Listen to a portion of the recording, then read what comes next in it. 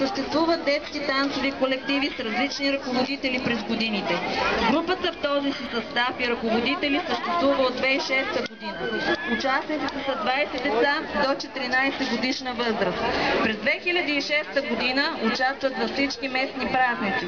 През 2007 също участват във всички местни празници, а също и в общински празник Чичо Стоян, където получават грамота. Групата участва и в тържественото честване на 85 години от създаването на читалище в село Драгичево.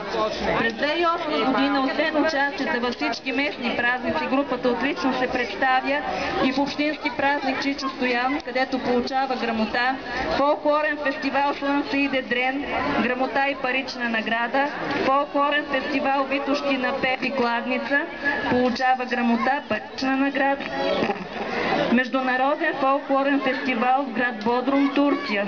Участието на групата през 2009 година до момента са участие във всички местни празници, в национални празници, фолклорен фестивал Белия Щъртил, село Мрамор, София, грамота и парична награда, фолклорен фестивал Дай баба Огънче, село Мещица, Перник, грамота и парична награда, фолклорен фестивал Слънце иде, село Дрен, Перник, грамота